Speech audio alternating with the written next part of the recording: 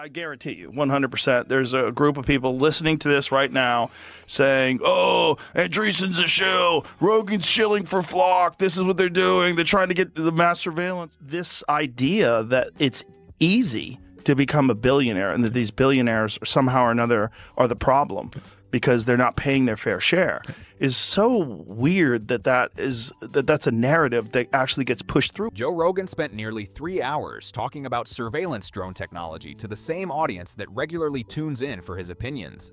And a lot of listeners felt the message was impossible to miss.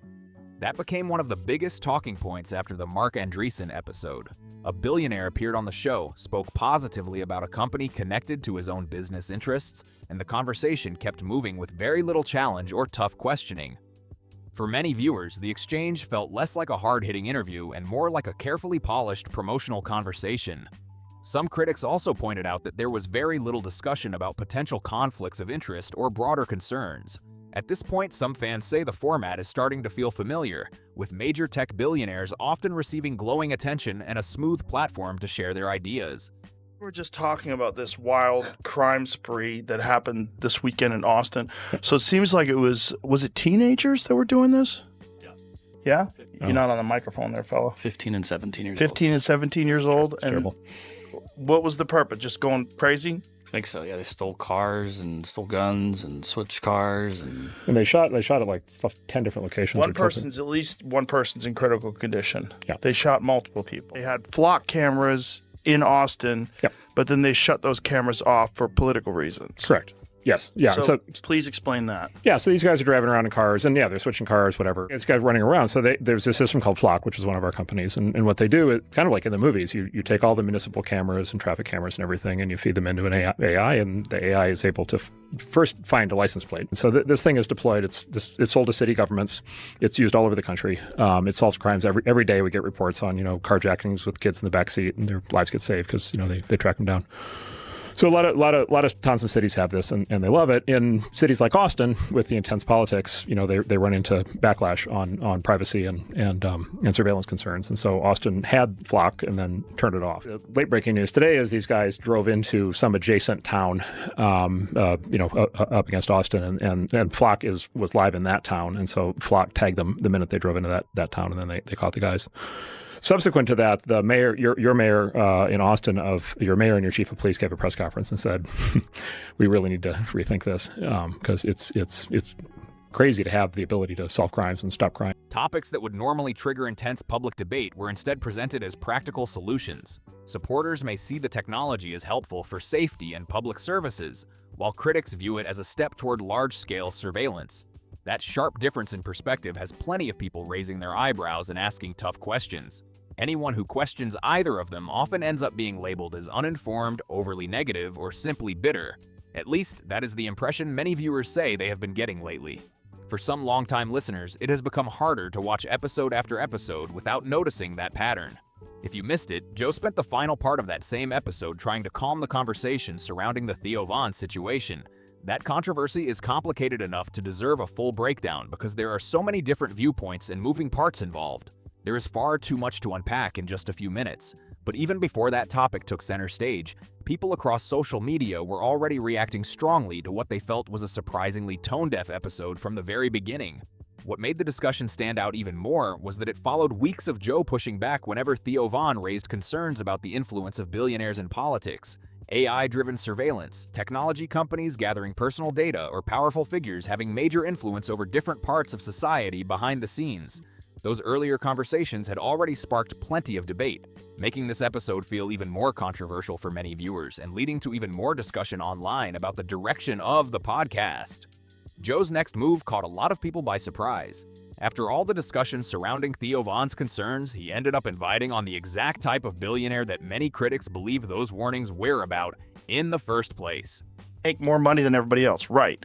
You could do that too. It's like this is one of the things that America is really good at. You really can just work 20 hours a day and achieve something spectacular. Yeah. This is a narrative that gets pushed along democratic socialists that no one achieves substantial wealth without somehow or another victimizing other people. Yeah.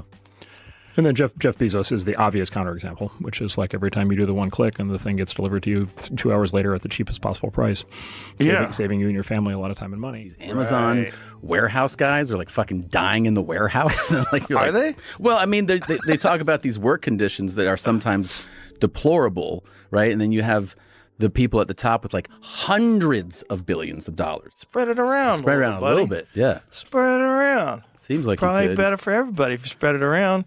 That decision quickly got people talking and sparked another wave of reactions across social media.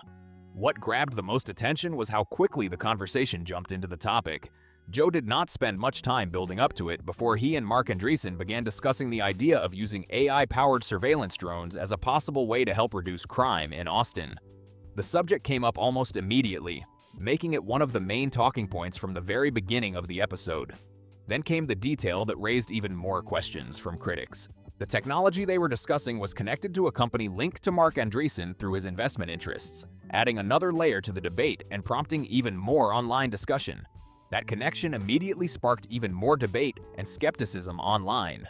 For anyone who is not familiar with Mark Andreessen, he first became well known as a co-creator of Netscape, one of the groundbreaking web browsers that helped shape the early internet during the 1990s. After achieving major financial success, he later co-founded Andreessen Horowitz, a venture capital firm that has grown into one of the most influential investors in the technology industry. Today, the firm manages more than $100 billion in assets and has investments linked to many of the biggest names in tech, including Meta, Coinbase, artificial intelligence companies, crypto businesses, and many other high-profile companies helping shape today's market. Mark Andreessen has also built a multi-billion-dollar fortune, making him one of the best-known and most influential figures in the world of technology investing. One company connected to Mark Andreessen's investment portfolio is Flock Safety, and it quickly became one of the biggest topics of conversation during the episode. Flock Safety develops technology that combines AI-powered monitoring systems with tools like traffic cameras, license plate readers, drones, and other data collection technologies designed to help track vehicle movements and related activity in near real time across communities throughout the United States. The technology is already being introduced in multiple locations across the country, which is one reason the conversation sparked such a strong reaction. As more communities explore these systems, the debate has only become louder. Supporters argued that the technology could give law enforcement another tool to respond more quickly and investigate crimes more effectively. Critics, however, say it raises important questions about privacy, oversight, and how much monitoring people are willing to accept in everyday life. Those competing views have turned the issue into a major point of public debate. What really grabbed viewers' attention was the timing of the discussion. A recent crime spree had been making headlines, and soon afterward, Mark Andreessen appeared on Joe Rogan's podcast talking about how technology connected to public safety could help reduce crime. That sequence of events led some people online to wonder whether the appearance benefited from a topic that was already dominating public attention. As the episode continued, those questions became even more noticeable for some viewers. Critics argued that Joe offered very little pushback or detailed scrutiny while Andreessen discussed technology connected to his investment interests. To those listeners, the conversation felt less like a tough interview and more like a major platform where a billionaire had the opportunity to explain his perspective to millions of people with relatively little resistance. So the concern is mass surveillance, right? And the concern is that someone's going to abuse this and use AI for nefarious purposes, right? Like what nefarious purposes would that be? Yeah, so this is a system. This is a system that could be used in bad ways. So if you had a corrupt, chief of police and, he had some personal entanglement thing and he wanted to track a, X whatever, or if you, the mayor, wanted to, do this to terrorize your political opponents or whatever. Is there a blockchain for Flock so you could know who's doing what and how it's happening so someone couldn't abuse it? Is it possible to circumvent that? Yeah, it could. But this is like the standard. Yes, and this, they log everything, and I'm sure there's records of everything. But look, it's like anything else. It's why cops have to get a warrant before they search somebody's house, right? Right. There's always the question of like, what is the legal authority and what are the safeguards that protect this? Whenever Joe briefly brought up concerns about privacy or the possibility of powerful systems being misused, many viewers felt that Mark quickly downplayed those issues and steered the conversation back toward the potential benefits of the technology. That became another major talking point for people following the episode.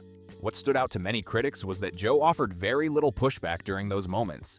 Instead of digging deeper into the concerns being raised, he often seemed to move on, leaving some viewers reacting with, "Are you actually serious right now?" That response quickly spread across online discussions as people debated whether the interview asked enough difficult questions. The lack of tougher questioning became a story in itself and sparked even more conversation online. For many people, the concern goes beyond the idea of one bad actor gaining access to information. The bigger worry is how large amounts of personal data could be collected over long periods, stored for years, connected across multiple systems, and eventually used in ways that were never originally expected or publicly discussed. That broader debate over privacy, oversight, and the long-term impact of these technologies continued to drive strong reactions from both supporters and critics. That is the part that truly worries a lot of people. For many, the debate is not focused on one specific piece of technology, but on the ever-growing amount of personal information that already exists in digital form and how it could be managed in the future. What makes the discussion even more surprising is that people often share huge amounts of data every single day without giving it much thought. Just think about how much information can already be connected to the average person. Phone location data, text records, dash cams, traffic cameras, social media activity, search history, online purchases, private messages, home security systems, and countless app permissions that get accepted with a quick tap. When combined, those different sources can create a remarkably detailed digital picture of someone's daily life. In many situations, certain types of that information may also be requested through legal processes and, when the proper legal authorization exists, can be introduced as evidence in court. That reality is one reason the broader conversation continues to attract so much attention. Now imagine adding AI-powered drones operating across cities, along with even more advanced monitoring systems collecting information around the clock. For many people, that possibility takes the discussion to a completely different level. Critics argue that it raises a whole new set of questions about privacy, accountability, transparency, and how much data should be gathered in the first place. That is one reason some viewers reacted so strongly when a billionaire with financial ties to the technology said safeguards were in place to help protect the data and limit misuse. When the explanations focused on features such as access logs, internal tracking systems, and other security measures, many skeptical listeners remained unconvinced. Reactions online appeared quickly, with critics saying the episode felt less like a tough interview and more like a promotional discussion about surveillance technology presented to Rogan's audience. As a result, claims that Joe Rogan had become a sellout started spreading once again across social media and comment sections. Whether people agreed or disagreed, the criticism quickly became another major part of the online conversation. Another source of frustration for some viewers was that the discussion often drifted into familiar culture war topics instead of staying focused on the issue they believed deserved the most attention: how large corporations collect, analyze, monetize, and profit from enormous amounts of user data. Many argued that this is the bigger conversation a platform with such a massive audience could explore in greater depth. For years, major companies have built highly profitable businesses around gathering user information, studying behavior, tracking engagement patterns, and turning that data into valuable commercial products. Social media platforms, advertising networks, and technology companies all play a role in that ecosystem, giving the topic significant real-world importance.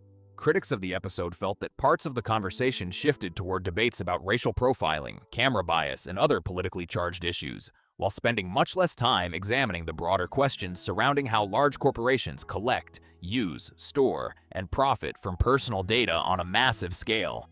That contrast became another major point of discussion among viewers online. To those viewers, that felt like one of the biggest missed opportunities of the entire conversation. They believed the discussion could have gone much deeper into the issues that mattered most. There's an older system that's deployed in many cities called ShotSpotter. What's it called? It's called ShotSpotter. ShotSpotter? ShotSpotter. ShotSpotter. Oh, ShotSpotter. Like spot someone shooting. Spot somebody shooting. So ShotSpotter is an older system that works very well. It's deployed in many cities. And what it is, totally different system. What it is they put these precision microphones on top of rooftops all over the city. And then when a gunshot goes off, they're able to instantly triangulate that a gunshot has gone off and specifically where the gunshot went off. Chicago got so wrapped up on these political issues that they also, not only did they not have Flock, they also turned off their ShotSpotter system voluntarily. And so people now get shot in Chicago and they bleed out on the street and nobody knows and nobody cares. And what is the argument that they make? That it is civil libertarian argument which is all around surveillance and abuse and control and, all these things. And like I say, I think that's a very legitimate argument. And then I would say there's like the woke argument, right, which is that the argument goes the American criminal justice system is clearly biased, that those will disproportionately affect disadvantaged people in society and disadvantaged groups. And so therefore they... And that is before even getting into the separate debate over AI systems collecting information from across the internet to help train their models. That topic alone could easily fill an entire episode because it raises major questions about data ownership, consent, transparency, and how information is gathered and used behind the scenes. For many viewers, the overall impression left by the episode was that Rogan no longer seemed as willing to challenge powerful tech billionaires with the same level of intensity that some listeners associated with earlier interviews. That perception became another point of discussion across social media. Later in the conversation, another moment sparked a wave of reactions online. Joe defended billionaires and suggested that some criticism aimed at extremely wealthy people comes from individuals who are resentful or unwilling to put in the work needed to succeed. That argument did not resonate with many viewers and quickly became another topic of debate. Whether someone supports billionaires or is critical of them, many viewers pointed out that debates about wealth concentration, corporate influence, lobbying, and political power are far more complex than simply blaming jealousy. Those discussions have been going on for years and involve a wide range of perspectives and concerns. Then came another moment that had many people shaking their heads. At one point, Jamie pulled up statistics related to the effectiveness of certain surveillance technologies. According to critics of the episode, when the data appeared less favorable than some had expected, Joe seemed more interested in defending Mark's viewpoint than closely examining what the numbers might mean. That moment quickly became another major talking point, with viewers arguing that the conversation did not include the level of skepticism or scrutiny they were hoping for. Critics online were also quick to describe the exchange as an example of confirmation bias. Chicago organizers managed to rid the city of ShotSpotter. Controversial police surveillance tech is often inaccurate, according to research that allowed activists to launch a fact-based campaign and a political model for organizers in other cities. Aha! So they're saying it's inaccurate. 88.72% of incidents flagged by ShotSpotter ended with police finding no incidents of gun crime. Okay. But think about right. But that doesn't mean the gunshots didn't go off. Exactly. That doesn't mean anything. Rarely produce evidence of a gun-related crime. That also doesn't mean anything, because it just shows that a gun... Some questioned the purpose of fact-checking during the show if the information is ultimately interpreted in a way they felt supported the guest's position, regardless of what the statistics suggested. Much of that criticism grew after a statistic was discussed indicating that many alerts generated by certain gunshot detection systems were not followed by police confirming a gun-related crime upon arriving at the scene. Rather than treating that statistic as a sign that the technology might be less effective than advertised, Joe responded by saying that the absence of a confirmed crime does not automatically mean that no gunshot actually occurred. That reply quickly became another major point of debate online. Supporters argued it was a fair observation, while critics believed it shifted attention away from the bigger questions about the system's overall reliability and performance. After all, these technologies are often promoted based on their accuracy, effectiveness, and ability to provide useful information in real-world situations. If officers repeatedly respond to alerts that do not result in confirmed incidents, many people believe it is reasonable to ask difficult questions about performance, costs, false alerts, and whether expanding the technology on a larger scale makes sense. Critics of the episode felt those questions never received the level of attention they deserved. Instead, they argued that the discussion repeatedly returned to accepting the explanations and assurances offered by people connected to the technology, rather than fully exploring the concerns being raised. For many viewers, that noticeable shift in tone became one of the most frustrating parts of the episode and continued to fuel debate long after it ended. For many critics, the conversation gradually stopped feeling like a tough, balanced exchange where claims were being examined from multiple perspectives. Instead, they felt it came across more like a carefully managed media appearance, with a billionaire receiving a smooth platform to explain his views to millions of listeners without facing the level of questioning or scrutiny that some audience members had expected from the interview. The moment Mark Andreessen began arguing that billionaires often receive unfair criticism from the public, Joe Rogan quickly defended that viewpoint, and it immediately became another major flashpoint for viewers. Critics of the episode felt Joe portrayed many ultra-wealthy individuals mainly as hardworking entrepreneurs and job creators, a perspective that sparked another wave of debate across social media. The conversation became even more controversial when hedge fund billionaire Ken Griffin was mentioned as an example. That was the point where many critics believed the argument became more complicated. They noted that hedge funds operate very differently from companies that manufacture products, build large facilities, or employ massive workforces. Instead, hedge funds typically focus on investing capital, trading financial assets, managing risk, and seeking returns for investors through a range of market strategies. For many viewers, the real issue is not whether capitalism works or whether successful people deserve recognition for their achievements. They argue the larger debate centers on how economic influence, financial power, and public policy intersect in today's world. The frustration, according to many critics, came from what they viewed as an overly simple portrayal of billionaire influence and its impact on the economy. They argued that conversations about wealth concentration, financial power, and corporate influence are much more complex than describing wealthy individuals as either heroes or villains. New York, and so New York has their own version of this now with their new mayor, and the big controversy there last week was their mayor did a video standing in front of somebody's home, Yes. calling him out by name. Ken Griffin. Ken Griffin. Who's a very wealthy guy who brings a lot of jobs to New York City and was in the middle of a huge project. That's a $6 billion project, and now he's considering tanking it. It's Ken, who I know. Ken is a major philanthropist. Ken has donated hundreds of Yes. millions of dollars, particularly to healthcare in New York City, on top of being a major taxpayer and source of tax revenue, on top of being a major employer. And so the new mayor has deliberately targeted him personally to try to force him out. Why?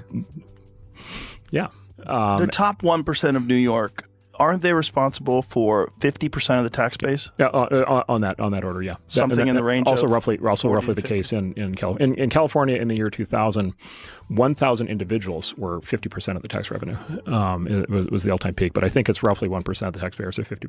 That is why this part of the episode sparked such a strong reaction and kept the debate going long after the podcast ended. Many people online said they felt Mark and Joe reduced a complicated issue to a handful of selective statistics and easy-to-repeat talking points, while leaving out much of the broader context that drives public concern. For those viewers, the discussion seemed to stay focused on narrow examples instead of exploring the larger economic questions behind the debate. Many argued that concerns about wealth concentration and corporate influence are no longer viewed as fringe topics or obscure internet theories. Instead, they believe these issues affect everyday life through experiences involving housing, jobs, technology, the cost of living, and the growing influence of large corporations, making the conversation feel especially relevant. Many people point to rising housing costs, higher everyday expenses, stagnant wages in some industries, and the widening gap between top earners and everyone else.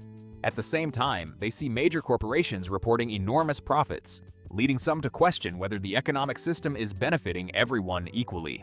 The conversation became even more controversial when Mark praised the overall economic performance of the United States, and critics felt Joe accepted those points with very little pushback. That sparked another wave of debate across social media. Some viewers pointed to measures such as wealth inequality, healthcare costs, and economic mobility, arguing that the United States continues to face significant challenges compared with many other developed nations. Others disagreed and highlighted areas where the American economy performs well, including innovation, entrepreneurship, and business growth. The result was yet another heated discussion, with listeners expressing very different opinions about the issues being raised.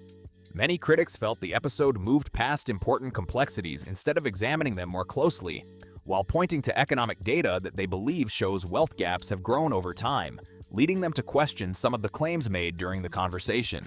From their perspective, there was a clear disconnect between the positive descriptions of the current economic system and the financial pressures that many people say they face every day. Rising housing costs, expensive healthcare, growing debt, and concerns about wage growth were all issues that critics believed deserved much more attention during the discussion. Because of that, some audience members found it difficult to relate to a conversation where a billionaire venture capitalist highlighted the strengths of the existing system while spending relatively little time discussing its shortcomings. It is no surprise that those comments generated pushback and sparked another round of heated debate across social media and comment sections. What made the situation even more interesting for longtime listeners was that this was not the first time Joe had faced disagreement on the topic of wealth and economic power. Just a few months earlier, comedian Tom Segura challenged some of Joe's views during a conversation about wealth inequality and major corporations earning enormous profits, making this latest debate feel familiar to many longtime followers of the podcast. That exchange stood out to many fans because it showed a rare moment of direct pushback on an issue that continues to divide audiences and keep people talking long after the microphones are turned off. Online, some people even joked that if Tom Segura sounded more measured on economic issues than Joe Rogan, then something must have changed in a big way. For years, many listeners viewed Joe as someone willing to question powerful figures, challenge widely accepted narratives, and approach authority with a strong sense of skepticism. Critics of this episode argued that those instincts seemed less noticeable whenever certain high-profile billionaires or influential technology leaders were sitting across from him. What made the comparison even more striking for viewers was that Joe had appeared more open to Tom Segura's arguments during an earlier discussion about wealth inequality. At the time, some listeners felt he was willing to seriously consider the idea that broader economic gains and a more balanced distribution of wealth could benefit society. That contrast made this newer conversation stand out even more for many critics and longtime fans. Then, according to critics, Mark Andreessen presented a very different perspective, and Joe appeared to change his position surprisingly quickly. That contrast became another major talking point across social media, podcasts, and comment sections, with many viewers comparing it to Joe's earlier conversations on similar topics. The debate grew even more intense when Joe suggested that becoming a billionaire is largely the result of working hard and putting in extraordinary effort. That moment spread rapidly online and sparked a flood of reactions.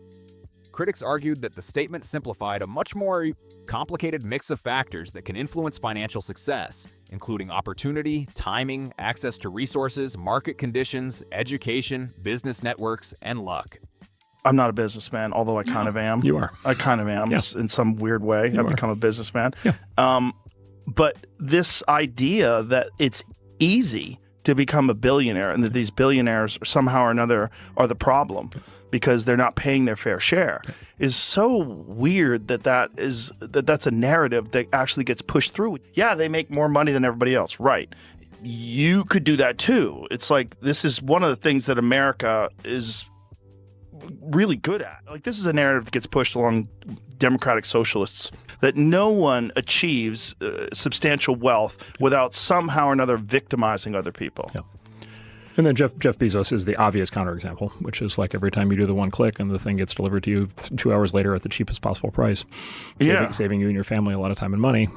But at the expense of small mom and pop stores, allegedly. Although a lot of them sell on Amazon, a lot of small businesses sell on Amazon. Many European countries have a much more draconian, are much even more hostile to business, and the result is they're much poorer. Their slower growth are actually shrinking. As a result, the clip became one of the most widely discussed moments from the entire episode and continued generating debate long after it aired. Many viewers said the idea that someone can simply work extreme hours and eventually become a billionaire did not match the reality experienced by most people. Critics pointed out that some of the hardest working people in society include warehouse employees, truck drivers, delivery drivers, nurses, construction workers, factory workers, restaurant staff, and many others who regularly work long shifts, overtime, and physically demanding jobs without ever coming close to that level of wealth. Yet despite all that effort, many people still struggle with rising living costs and living paycheck to paycheck. That is why some listeners pushed back against the suggestion that extraordinary wealth is mainly the result of working harder than everyone else. In their view, reaching the level of billions of dollars usually involves a combination of factors, including timing, access to opportunities, successful business decisions, favorable market conditions, investment growth, and, in some cases, a significant amount of luck. Critics also argued that Mark Andreessen's career illustrates how capital can generate additional wealth over time. After achieving major success with a technology company and later investing in other fast-growing businesses, the value of those investments increased substantially. Many viewers highlighted the difference between earning income through hourly work or salaries and building wealth through ownership of companies, investments, or assets that appreciate in value. For those critics, that distinction is a key part of understanding why economic mobility and wealth accumulation remain such widely debated topics, especially when conversations involve billionaires and the broader economy.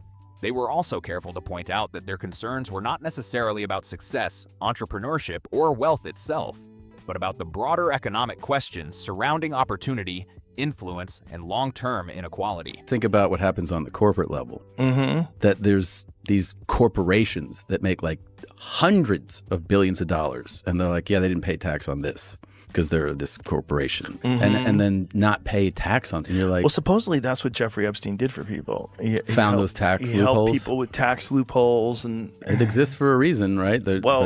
scumbags. Yeah. They've all put it in place. And then there's that thing where like no one should be a billionaire. Well, okay, hang on. Do you like having a fucking iPhone? Yeah. Somebody had to make that. They're working 16 hours a day. They like you don't want to be Tim Cook. You don't want to be Steve Jobs. Guy died young because of it. But I guess the argument that some people make against that is not that that guy shouldn't be wealthy. It's that when they have this overabundance of wealth and that the people that also work there, like these Amazon warehouse guys are like fucking dying in the warehouse. Like, Are they? Well, I mean, they talk about these work conditions that are sometimes deplorable, right? And then you have the people at the top with like hundreds of billions. Most people recognize that innovation, business growth, and taking risks can create jobs, useful products, and new opportunities that benefit society. The frustration, according to many critics, comes when discussions seem to present billionaires as being beyond criticism or suggest that every concern about wealth concentration, corporate power, or political influence is simply driven by bitterness or envy. For many viewers, that framing felt far too simple for such a complicated issue. What made the reaction even stronger was Joe Rogan's long-established public image and the reputation many longtime fans associate with him. For years, he was known as someone who seemed relatable, skeptical of authority, willing to question widely accepted narratives, and ready to challenge powerful people regardless of their influence. That reputation is a major reason why some longtime listeners say these newer episodes feel very different from the version of Joe Rogan they remember. According to critics, the issue is not that Joe interviews billionaires, investors, or other influential figures. Most major podcasts regularly feature wealthy and powerful guests. Instead, they argue the real question is how those conversations are handled and how much scrutiny different guests receive during the discussion. The issue, according to those critics, is the perceived lack of tough questioning compared with earlier years. Instead of aggressively testing claims, challenging assumptions, and digging into uncomfortable subjects, some viewers feel the conversations now include more agreement and less scrutiny. That change in tone is what many longtime listeners point to when they explain why Rogan feels different today, and it remains one of the biggest reasons these episodes continue to spark intense debate across social media and comment sections. Many longtime viewers argue that Joe Rogan's interviewing style has changed noticeably over the years. In the past, they saw him as someone who regularly challenged authority figures, debated guests, questioned accepted narratives, and approached powerful institutions with a high level of skepticism. Critics now say he appears more comfortable around billionaires, major investors, and influential technology leaders, leading some to believe he has moved away from the style that originally attracted so many everyday listeners.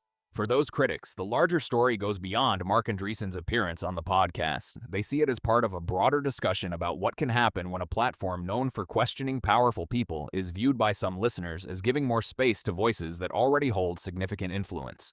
They also argued that this perceived shift did not happen overnight or because of one single episode, but developed gradually over time through a series of interviews and conversations. Instead, many critics see it as a gradual evolution that unfolded over many years. One guest at a time, one conversation at a time, and one subtle change after another, they believe the overall tone of the show slowly shifted.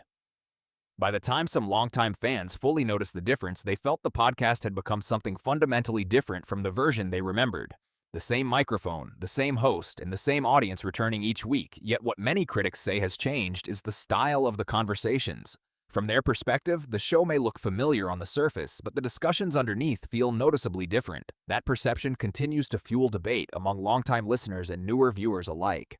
Some believe Rogan could eventually return to the more skeptical, challenge-everyone approach that helped build his audience in the first place. Others think the current direction reflects a lasting change in the show's identity and is unlikely to shift back. That disagreement has grown into one of the biggest debates surrounding the podcast, almost becoming as widely discussed as the controversies themselves.